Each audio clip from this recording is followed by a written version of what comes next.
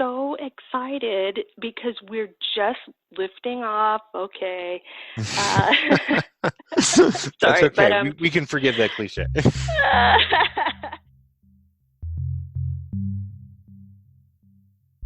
The Career Challenges Podcast, a collection of stories about overcoming professional hurdles and learning lessons the hard way. Thank you for joining me. I'm your host, Kyle Werkerly, Certified Ghostwriter.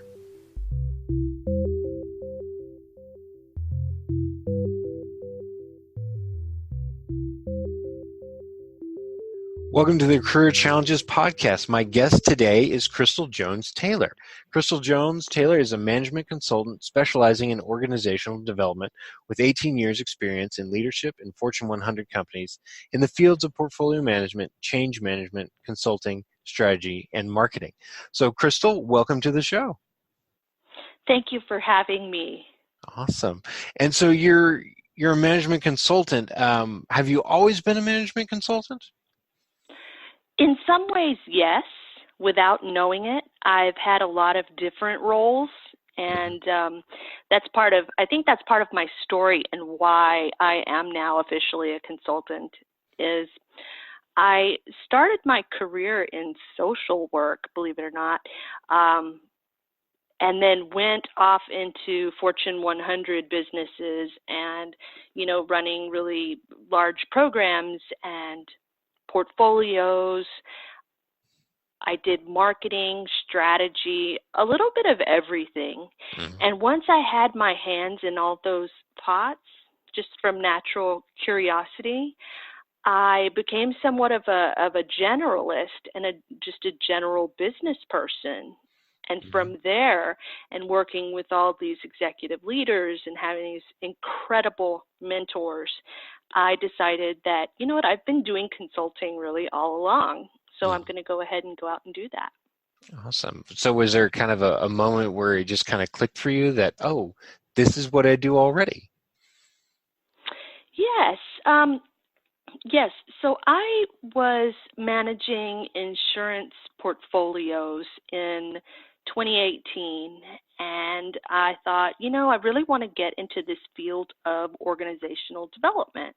And I'm a lifelong learner. Every year I have a goal for myself. I either get a certificate or a degree or try to improve myself in some new way, some kind of self-development.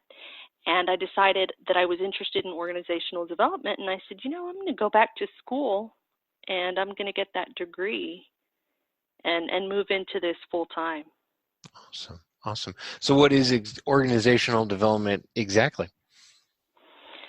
That's such a great question.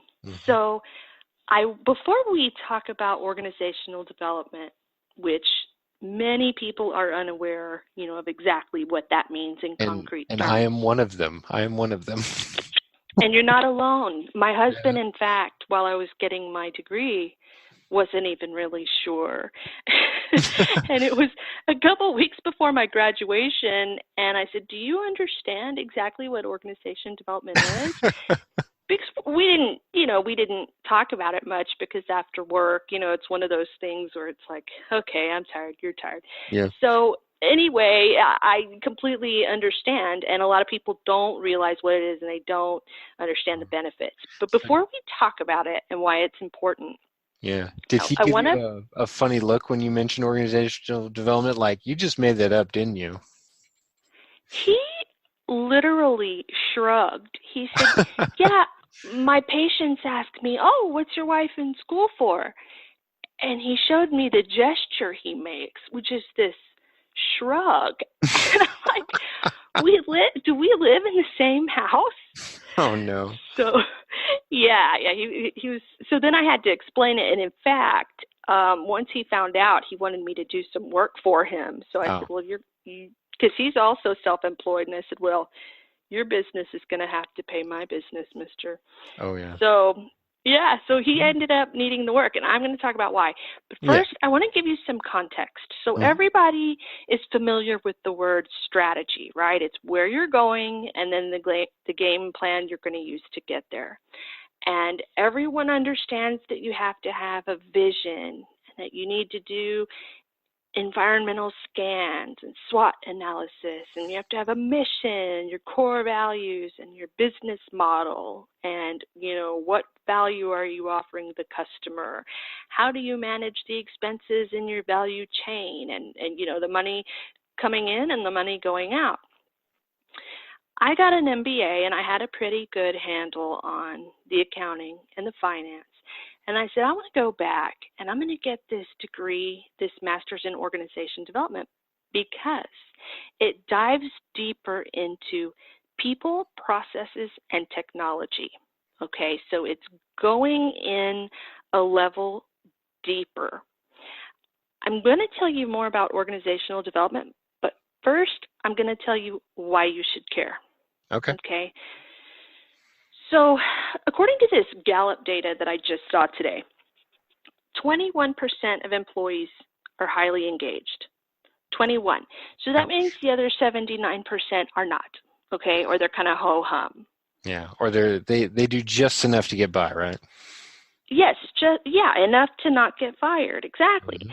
So now disengaged employees have 37% more absenteeism, right? Mm-hmm.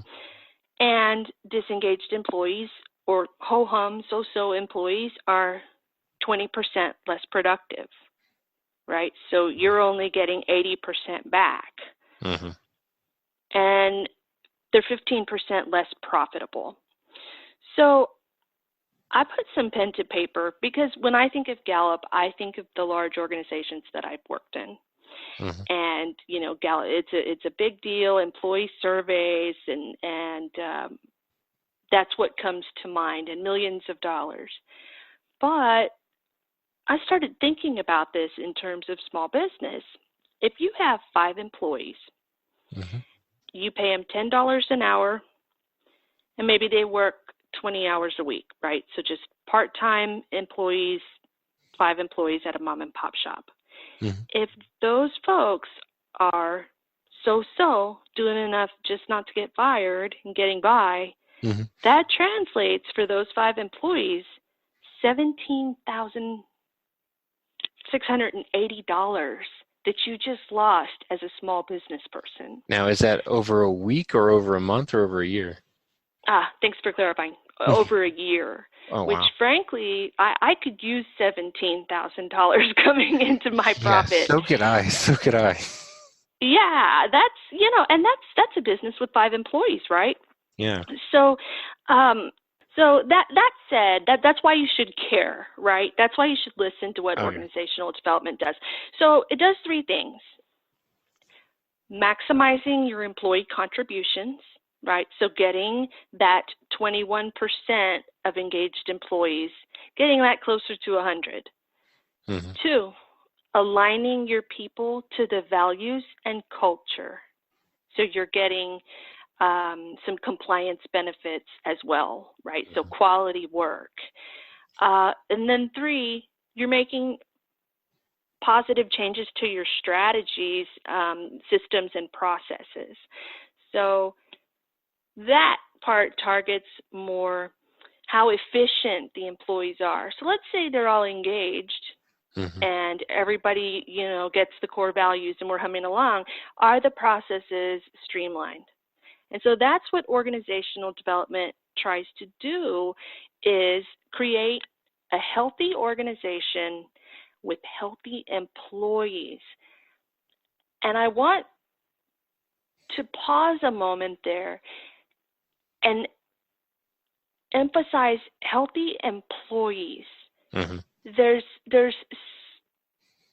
so much dysfunction, and if you go on the internet or you're on LinkedIn, which I spend a lot of time there, yeah, me too. You see the word toxicity and toxic, and my boss is toxic. Everything's toxic.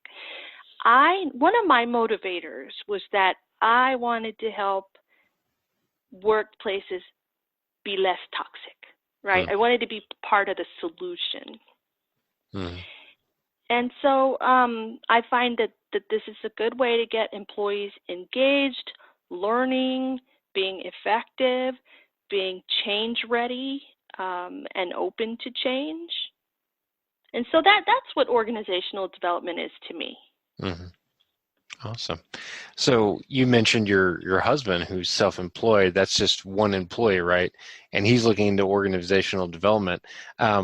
Is it for every company? And if not, at what point should a company be looking into organizational development? Yes. So my husband, for example, so when he started understanding this, he was like, oh, I need help because, so let's say, for example, this is an example. Mm-hmm. Say you're a mobile dog groomer, right? Yeah. But really, or you're, you could be a baker, you could be anybody. But let's go with the mobile dog groomer. Of course. Okay, so do you have your vision? Have you done an environmental scan? Things like SWOT analyses, right? Do you know what your competitors are doing? Who are they? Where are they? Do they take credit cards? Are they open the same hours you are? What are their value propositions and what are their differentiators, right? Mm-hmm. So my husband is a healthcare practitioner, and when he gets to work, he's off and running all day long. He's great at what he does, but business is not what he does. Mm-hmm. And we'll hope that he does not hear this podcast. But, and that's the case for the mobile dog groomer, and that's the case for, the veterinarian. And sorry, I'm a pet person, but That's fine. People are great at their craft, but they're not all business people. They don't all know how to handle conflict or training or, make employee handbooks and, have performance management discussions with employees. And sometimes it's a matter of risk. Recently, San Antonio had, and I think Dallas and a couple other cities had a new ordinance come through on paid sick leave. And a lot of small businesses, my husband included, were like, oh, when does this go into effect? When am I supposed to do it? So this was a long answer to your question. But the answer is, in my opinion, everybody does need some amount of organization development. And it doesn't mean that you need the whole ball of wax. You might need a couple of sit-down sessions with somebody. But a lot of people don't know what they don't know. Mm-hmm. Definitely. Yeah. Because there's somebody once explained it to me, there's the target concept that he explained, where in the center circle, there's the things that you know. And then one circle out is the things you know that you don't know. And then that last circle is the things that you don't know that you don't know. And the way he explained it, and I wish I had a visual for this, is, that inner circle is really small. And then that outer circle is a little bit bigger. And then that last circle is just huge, because he's like, there's just so much that we don't know that we don't know. And, when he did that for me, it was like, oh, wow. And so when you put that into the context of organizational development, if you were to look at my three circles, it'd be like, in the middle, of course, is ghostwriting and publishing and a little bit of podcasting, even though I podcast, and this is a podcast, there's still a lot that I'm learning. And then, you move out to that other circle, and there's these other things that I know that I don't know. But then you get to that last one, and it's like, wow, this is really overwhelming. So, that's a great explanation. I love that. Just that a lot of people don't know what they need to know about running a business. And also, reward structures. So I know a business owner who I said, we should really do a SWOT analysis. Mm-hmm. And he was like, what is that? And it was somebody that, you're laughing, but a lot of people really don't know because they're experts at what they do, right? Mm-hmm. So it's eye-opening sometimes, things that we take for granted that we know and then other people don't know. Yeah. And two, you know what? Sometimes, like when you think about your own business, I don't know if this happens to you. Sometimes it happens to me. I'm so close to it that I don't necessarily see my gaps. Mm-hmm. I don't know what my blind spots are. Yeah. So it's always good to have that second set of eyes. Mm-hmm. And especially, like, I think we might get to this, but early in my career, when I had my first management role, I had zero training. I was one of those folks that they put in the desk for being a good individual contributor. Yeah. So that was really tough. And I wish, later in my career, I got this 172 hours of management training, right? And you learn so much about performance management and employees and reward systems and such that a lot of people don't know, and they're leaving all that money on the table. Mm-hmm. Yeah. The reason why I laugh at that is I hear that a lot too from other coaches who have been on the podcast. Just the episode previous to this one, my guest Tom Sylvester was pointing out that there's just a lot of people in managerial roles who were just put there. They weren't trained to do that job. They were just, oh, you were a great individual contributor. Here's an extra, extra money a year, and here's a new title. And there you go, and that's it. And so, I hear that a lot, and it does make me laugh just because of the irony of the situation. And that's why I find humorous about it. But also, you had mentioned that you're so close to your subject matter, you don't see the gaps, and so am I. Because, obviously, I know why people need books. I know why, leaders need to write a book so they can do all this stuff, for their vision and their mission and all that. But of course, explaining that to somebody who's not familiar with ghostwriting or publishing or what a book can do for you, they're not going to intuitively know that when they start talking to me. And the Heath brothers, they mentioned this in one of their books. I don't know if it's their unique concept. They may have been quoting somebody else, but they call it the curse of knowledge, is that we are so smart about something, we don't know what it's like not to know that thing. Back to that circle thing anyway. So we forget what it's like not to know about it, and how do we explain that to somebody who doesn't know in a way that's intuitive, that they understand. They're like, okay, I see, this is why I need this, this is what I should be looking for if I ever were to look into a management consultant for organizational development. Yeah, and strategy. And I know somebody who had literally been in business for 20 years and did not have a vision. Like there was no core values on the wall, and you walk in the place, there was no strategy written down. And it was kind of like, how do your employees know, what that mission is? What is that glue that holds them together? And it just wasn't there. And then, they were doing fine. It was a fine business. But, are they leaving that $17,680 on the table? Right? Would you like to be a guest on the Career Challenges podcast? Visit careerchallengespodcast.com to find out how. And while you're there, listen to all available episodes and subscribe through Spreaker, Apple Podcasts, Spotify, Google Podcasts, and CastBox. More outlets are coming soon. The Career Challenges podcast is produced by me, Kyle Eckerly, and I'm a certified ghostwriter. A little bit more about that. I work almost exclusively with business authors.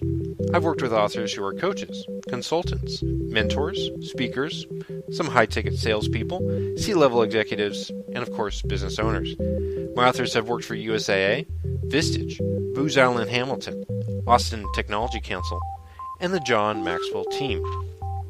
They want to write a book, and they want that book to help them expand their business. See, with a book in hand, they're able to market their expertise, or secure more speaking gigs, or promote their company, or all three, or maybe even more than that. They're not out to write a bestseller, though that would be nice. Instead, they have years of knowledge and experience, and sorting it out will be no easy task. More importantly, they want all that knowledge and experience to be an engaging read. To learn more about how you can become an author, visit WeckerlyWriter.com. That's WeckerlyWriter.com, and schedule a consultation today. And now, back to the Career Challenges podcast.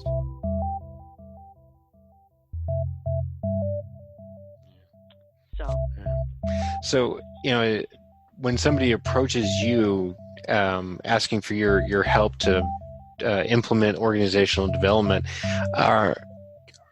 do they ask, well, if I put a mission statement on my wall, how much more money will I be earning a year? Are they looking for that exact numerical amount, that a vision statement will translate to? Yeah, a lot of people don't understand the value, because part of organizational development is the strategy, right? Mm-hmm. When you think about the words in their literal sense, you're developing an organization. Mm-hmm. So I think a lot of small businesses, and I'm guilty of it too, is you're off and running and you're like, oh, I don't need all that, vision and mission and core values stuff, and that's academic, or that's a waste of time. And not to be overly self-promoting, but I named my business Strategy Rocket because I felt like these things are important and you need them, but it doesn't have to take an inordinate amount of time. You can do it quickly, but you need that foundation there so that it's the infrastructure upon which you're going to build the rest of your business. Mm-hmm. Mm-hmm. Definitely. And I see that theme recurring a lot too, in many different businesses, which is great. So you had mentioned earlier, a lesson you learned the hard way about, becoming a manager with no leadership training that they gave you. So what's a hurdle that you've overcome in your professional career as well? Yeah, so I was put in the management position, and it was for good individual contributorship and or contribution. Mm-hmm. And I was about 24. I had zero organizational development skills, change management, just zero management experience whatsoever. And I learned it in a very difficult way, and I don't think it had to be so hard. And once I got formal training, it was like, oh, this is what I was meant to do. I'm a leader. So, I think the hurdle I'm having now, I'll say, or over the last couple of years, is that I'm a really curious person. I like to learn. I'm always pursuing some kind of certification or designation, not for I call it alphabet soup, yeah. Not for the letters, but because I'm interested in things and I believe in personal growth. So right now I'm actually working on the Society for Human Resources Management, mm-hmm. CP, the SHRM CP certification. So it's I've heard of that. Yeah, so I'm gonna get that. But anyway, so as this curious person, I've done product management, marketing, portfolio management, strategy, social work, and my hurdle is this: I'm really diversified, and right now, people are looking for STEM skills, and they're looking for coders, data miners, mm-hmm. programmers, things like that. And that's just not me, right? But I have this wealth of experience in all these different broad fields, and it was always progressively responsible. They were promotions when I got them, but it's almost a double-edged sword because you have diverse skills. So I think they call you a generalist, but you can wear a lot of hats. And, I think people, especially for small businesses, if you can find folks that can wear a lot of hats, you can save yourself some money. Yeah, definitely.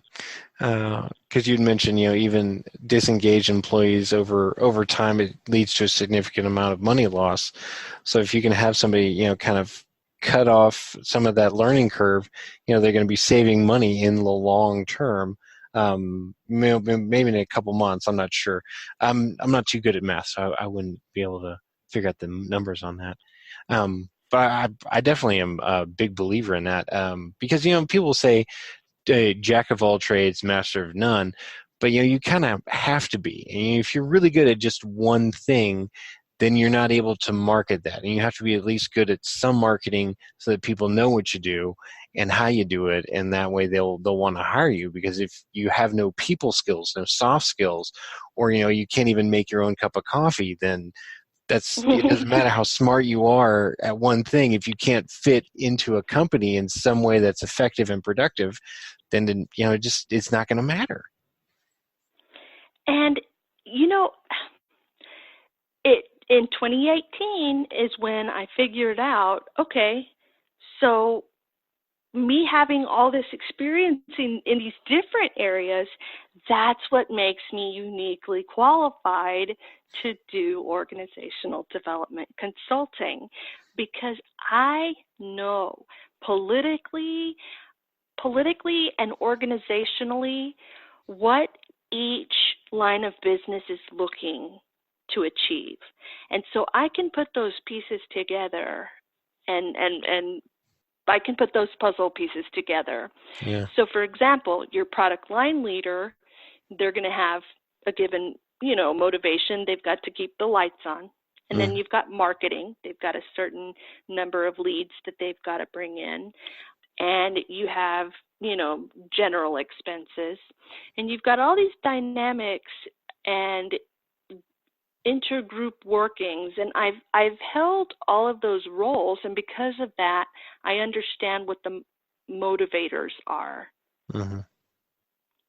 So that's why I felt that, building my business and being a small business or nonprofit consultant, and I have worked with some nonprofits here recently, I felt would be a perfect fit for me.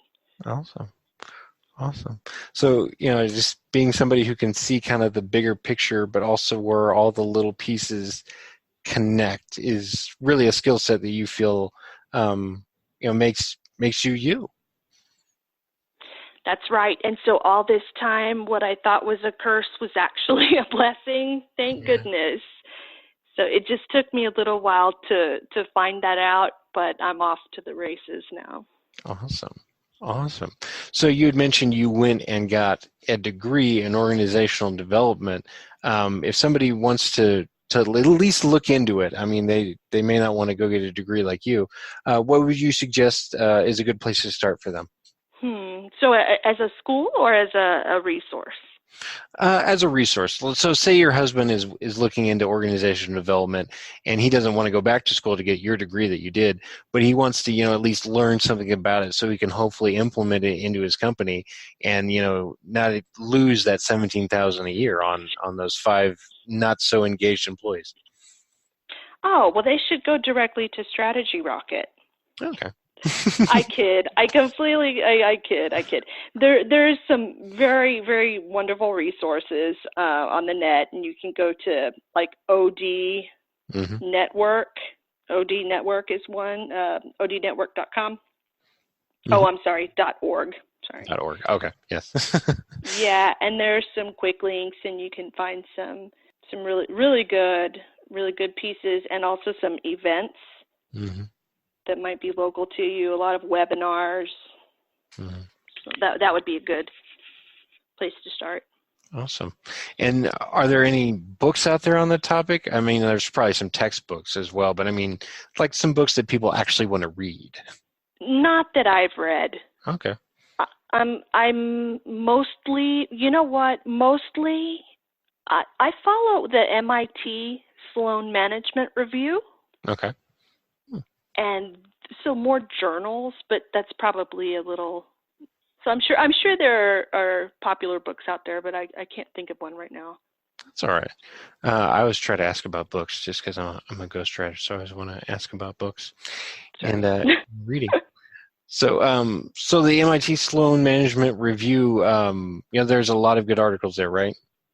There are, yes. And HBR, Harvard Business Review, a lot of, in the subscription, you can find a lot there that's, easily digestible and accessible.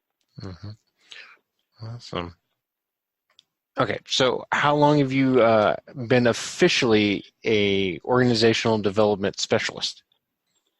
Okay, so I have been officially open. My business officially opened in December of 18, Mm-hmm. and I finished my degree and started working full time May 15th. So I'm really new, but I've worked with a few companies and a few nonprofits, and feel like I have a rhythm going. Mm-hmm. Awesome. And where do you go to find find people who want what you're able to help them with? I'm still figuring that out, and I'm hoping you or somebody in your audience might have some ideas. Mm-hmm. Awesome. So if they wanted to reach out to you specifically, Crystal, just maybe just to figure out more about organizational development, where can they find you? So they can email me at crystal@strategyrocket.com, or they can go to LinkedIn, Mm-hmm. and it's Crystal Jones Taylor, or they can give me a call at 210-865-6448, Mm-hmm. or they can go to strategy-rocket.com. Awesome. Awesome. Yes, I mean, it's just me. Mm-hmm. And so, it's just me working with business owners and getting out there and talking to people about what I can offer. Mm-hmm. A lot of word of mouth at this point. Also, I have done some volunteer work with some really rewarding nonprofits. Mm-hmm. Awesome. Well, I'm also surprised that Strategy Rocket hasn't been taken yet. That sounds like a really snappy name. Right? I Mm-hmm. think so too. But Rocket was, I came up with Rocket because I was like, everybody looks at strategy and organizational development as this academic thing that takes super long. But there's a reason that strategy has its position in literature and in every business. There's a reason it's important, and it doesn't have to take a long time. It doesn't have to be arduous if you know what you're doing. If you don't know what a SWOT analysis is, for example, Mm-hmm. then you're not going to be able to come up with a good strategy. Mm-hmm. And what is And a SWOT analysis again? What do the letters stand for? strengths, weaknesses, opportunities, and threats. Mm-hmm. And, a lot of people don't know, for example, you got to consider the regulatory Mm-hmm. changes, like the paid sick leave ordinance that got delayed, but, was scheduled to roll out, and everybody had like 2 months notice. Oh, wow. So, yeah, I mean, it's you don't know what you don't know, and it doesn't have to take forever. So it's Strategy Rocket. Okay, so if somebody were to come to Strategy Rocket, what kind of services would they find there? Yeah, so I'd want to have a one-on-one conversation and just assess where somebody is in terms of their maturity in the strategic part of their business. And I say maturity in a completely non-judgmental way. Mm-hmm. The busiest businesses are the ones that, haven't had the time to maybe sit down and put all the pen to paper and get that rigor around processes and their people structures. So no judgment. Mm-hmm. They would come to me, have one-on-one, nothing intimidating. I usually like to go to people's offices and just kind of get a feel for where they are. And then I would, make a couple recommendations and see if they wanted to engage with me. Mm-hmm. And then from there, depending on how they feel about the initial effort, then we may continue further. Mm-hmm. Awesome. So, I guess how long of a process is it working with you? Is it something that's quick, maybe done in a month, or will it be something spread out maybe over a year? Yeah, it could be, I had one organization that I recently worked with where we did a whole, their organization structure and job roles. So we made job descriptions and employee handbooks. We created the org chart and a change plan. And we did that in about a month. And that was based on, their schedule and their availability. But I would take things away, work on them, and bring them back. So, it could be 1 week if it were something simple, and it could be a year if you need a full overhaul. Mm. Huh. So what factors go into what makes it a relatively quick project versus a longer one? So I think what takes a little while is going in and observing some of the processes, right? So one of the ways that you can make things more efficient is to do a map of a process. So you do a process map, and that putting it on that map, you can see where there's areas to lean that process out, mm-hmm. and what the savings of that would be. So, hey, back when you had 5 employees, this process was serving you and it was great. But now that you've got 10, you're starting to lose some time here, and you're wasting time. So that part, sometimes to come in and look at those processes, if there's not a lot of rigor around them, that can take a little longer than, say, putting together visioning, environmental scans, missions, core values, business model. That I can do pretty quickly. So, Crystal, what's next for you in Strategy Rocket? I'm so excited because we're just lifting off. Okay. Sorry, that's okay. But, we can forgive that cliche. Because, I'm just getting started, and I have so much ground to cover and so many people to connect with. And right now I'm doing a lot of meet and greets. Catch me while you can. Again, where can somebody find you if they're interested in the services that you offer? Yep, at strategy-rocket.com, or visit me on LinkedIn, Crystal Jones Taylor, or email me at crystal@strategyrocket.com. Awesome. All right. Well, Crystal Jones Taylor, thank you so much for being on the Career Challenges podcast with me today. Thank you so much for hosting. I really appreciate it. Not a problem. Thank you for listening to the Career Challenges podcast. Visit careerchallengespodcast.com to listen to more episodes and subscribe. And don't forget to schedule a consultation to talk about your book today by visiting weckerlywriter.com. That's WECKERLYWRITER.com.